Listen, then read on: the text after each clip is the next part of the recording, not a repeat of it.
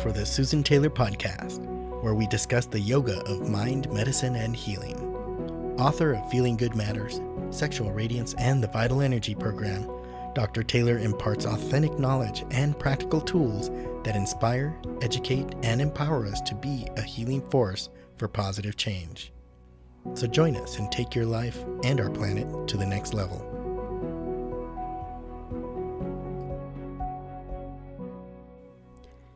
Hello and welcome to episode 7. Do you have the guts to be happy? In today's episode, we're going to talk about the science behind our connection between the gut and the brain, and talk about 5 diet and nutrition practice tips to reset your gut health, and go on later to discuss guidelines and principles to keep your health and vitality by way of your gut. So I'm really looking forward to speaking about these topics, so let's get started. Did you ever wonder why so much of how we feel registers in our stomach? You know, terms like butterflies in our stomach or gut feeling or a gut wrenching experience. Well, they're all signs of how our gut has feelings also. In fact, it's considered our second brain. So you may say, so what? Well, what we're seeing, so what? Yoga scientists have known for thousands of years and had taught practitioners in the yoga field or yoga science to really recognize our gut because it is mainly a hub to really control what's going on in the rest of our body.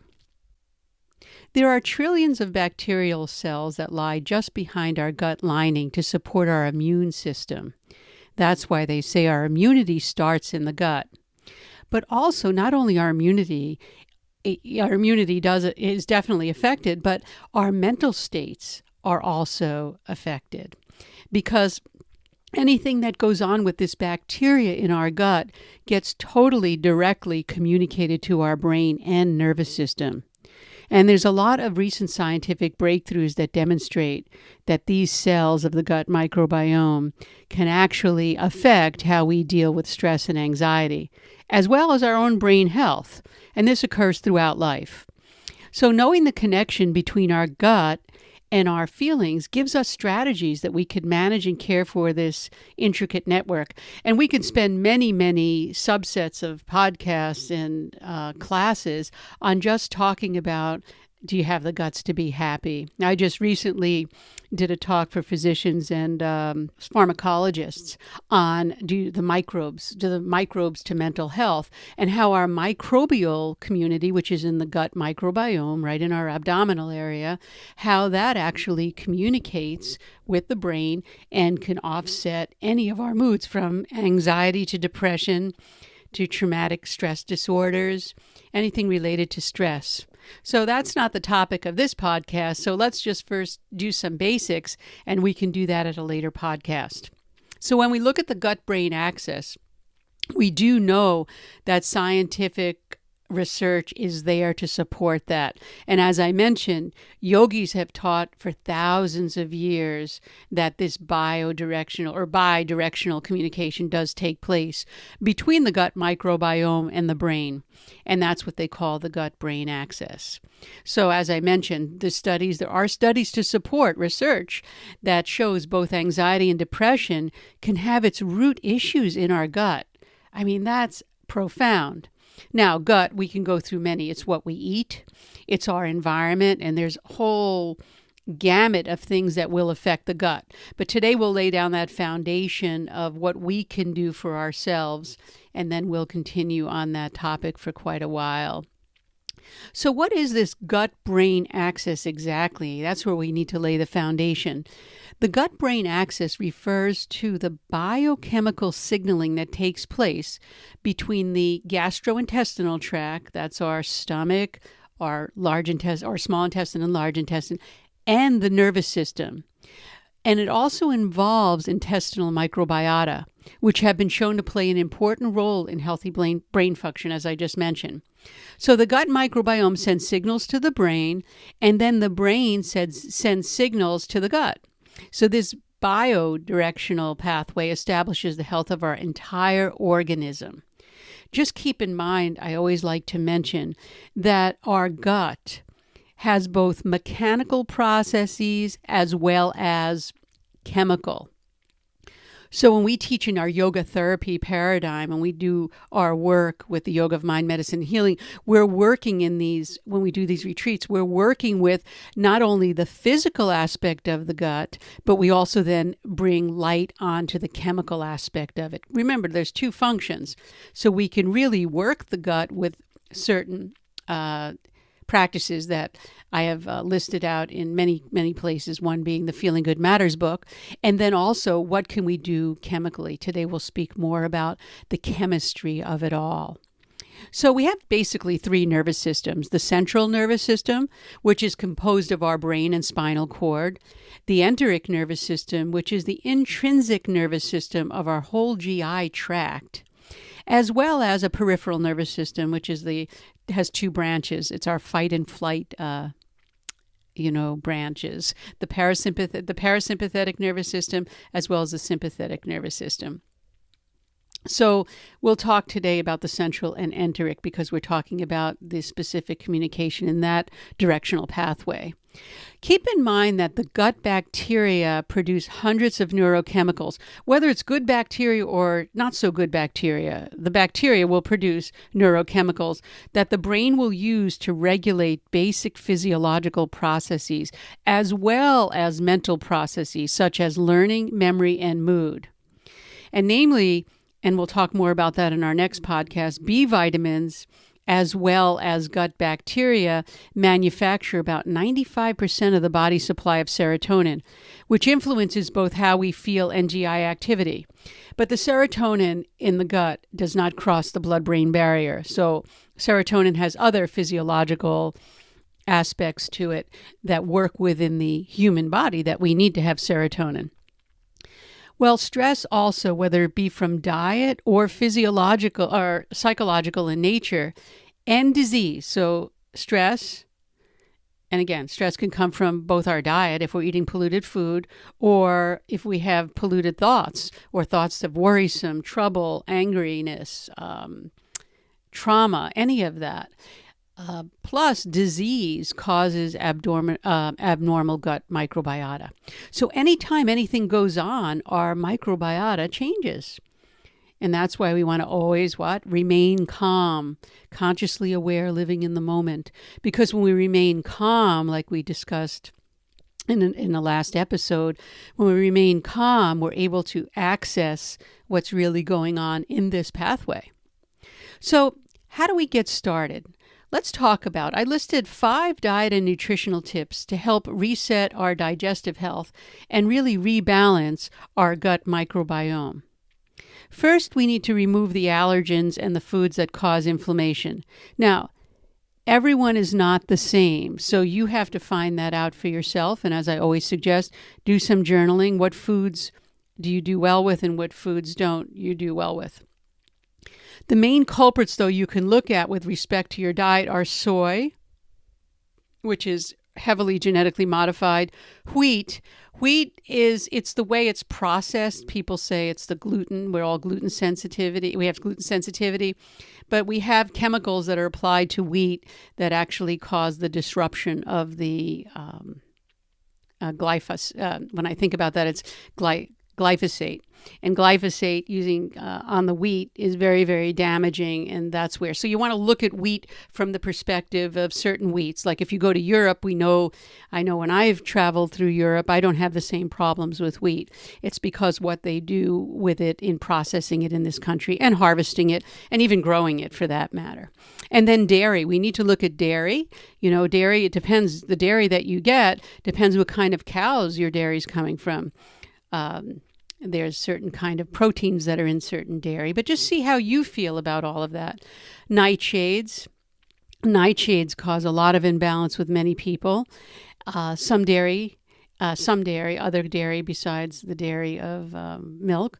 And then we have eggs, sugars, refined foods, alcohol, preservatives, and additives. So you have to prepare yourself a food diary and record what foods you eat and how you feel. Now, that doesn't mean it's going to be like that forever, but you have to get your gut back in shape because that's the first line of defense when we talk about immunity and being happy, mental health. So the first one I said was to remove the allergens and the foods that cause inflammation for you. Next is to avoid gluten from grains and casein from dairy if you have digestive complaints. Now, not only is wheat sprayed with and treated with very harmful pesticides and herbicides, but if gluten has been modified over decades and decades and decades, but it's just, I'm giving you generalizations here, and I don't want to be like avoid everything, but if you're having gut complaints, you really want to remove gluten and casein from your diet and just see. Because scientific research has found that in some people with ingestion of gluten from eating grains and casein from dairy foods, they do produce neurochemicals that cause morphine-like reactions. In other words, we like fall asleep, or you may become even constipated. So just check that out for yourself. I know for myself, I could eat very, very, very little gluten. If I have even if it's from the best bakery in the world, if I have a bread or a bread product, I could maybe do it once a week, and that's it. Dairy, I choose not to really do that anymore, but I do have a little bit of, when I get dairy, I get raw dairy and then raw milk, and then I'll boil it just a little bit to have in my chai in the morning. So I'm just giving you some ideas here. Each person is very unique and very different. What bothers one might not bother another, but I'm just giving you some ideas. The third tip that I have from diet and nutrition has to do with nourishing your gut with fermented foods and probiotics. Fermented foods are probiotics. Again, you have to look at where they're fermented or what they're fermented, how they're fermented. But they do feed our gut bacteria, and they help them to develop better resistance and resilience to, again, outside attacks, especially with anything that's going to attack the immune system. Probiotics containing lactobacillus, for example, is very good. And the other one would be bifidobacteria, but they've both been shown to provide protection against increased permeability, and they enhance your immune defenses. And that's why most people use yogurt for that. Yogurt doesn't work for me because of the dairy. I'm using myself as an example again that maybe will help you. I use things like kimchi. I use things like sauerkraut, and I also take a probiotic. Speaking about probiotics, not all probiotics are viable. How are they stored? Are they kept under refrigeration during transport? Because probiotics are very delicate. So most people do prefer probiotic supplements over fermented foods. My idea with probiotics is you should change up on them. In other words, don't use the same brand, have two brands, switch off. But they're very limited in their diversity, even though they say billions and billions. It's the diversity that really causes or actually helps maintain a good microbiome. So they're very susceptible. Probiotic supplements are very, very susceptible to contamination or loss of potency. So that's why seek out a really good company that maintains very high standards. And the fourth, nourish your brain with healthy fats. You know, your brain is made mostly of fat, in about 60%. So by ingesting the good, healthy fats in your diet, you support brain function.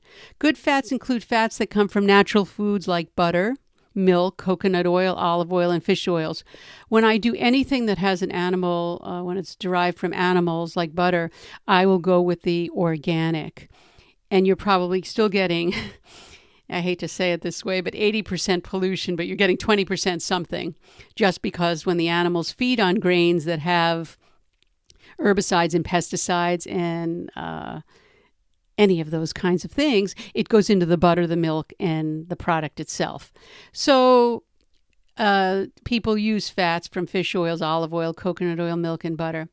So in the next podcast, what I'd like to talk about is vitamin D, which is a fat-soluble vitamin, and how that helps the gut. But that I just am including here because vitamin D has been shown to really help the brain. And we'll talk about that later on in another podcast. And the fifth is meditate. Meditation is an antidote to stress. And we know that stress does affect the gut microbiome. And research does reveal that when we include meditation into our lifestyle, we have profound changes in our brain for just 5 minutes. And also the gut calms down. So in summary, the 5 diet and nutrition tips to reset your gut, we're first going to remove what's causing it, the allergens and foods that cause inflammation, gluten, and possibly dairy. We're going to then remove, and then we're going to nourish our gut with fermented foods and probiotics. So we're going to bring back the health of our gut. And then we're going to do a special extra of nourishing our brain with healthy fats. And then we're going to tie it all together with meditation, because you have to have you have to remain calm if we're going to maintain our health that way. So what are some general guidelines and principles to follow to have a happy gut? And these things I'm going to just give you in general, and we can always follow up on them if you write in to ask me or to request something. I'd be more than happy to do a whole podcast on it. We need to do a seasonal digestive reset. Every spring, I conduct a seasonal digestive reset for students and community members, because when we do it in the season, it actually allows the gut microbiota to cleanse itself and to move forward with being able to nourish or take in more nourishing nutrients. Second, have at least one nourishing meal a day. I know everyone's always on the run and nobody has time to cook. There's a motto I have at least one you cook, well nourishing meal a day. Just do that, and they used to say 3 meals, but no one, unless you're have that flexibility and have the privilege of being home to cook 3 meals a day, can be very, very difficult. So have at least one nourishing meal a day. Practice the overnight diet. The overnight diet I started this 20 years ago, maybe even 25 years ago. I used to put clients on what I call the overnight fast, and then they started calling it the overnight diet, where we don't eat at night. And that's a whole topic for another discussion, but it actually stimulates the brain to cleanse as well as our liver, and it does housekeeping duties at night. And when we do the overnight diet, we have that, it really works well. Maintain positive relationships. You don't want to be in relationships that aren't positive, and if you are, turn them around and make them positive, because any kind of negativity really causes the gut microbiota to fall off the wagon for being healthy. That's what I'm making that point. Accept what is and not wait for perfection. Move on. Accept it where you are, where we are, where the world is, where the food chain is. We must accept it, and then we need to move on and do whatever we can to work with what we have. And that's a way that we heal ourselves with that attitude.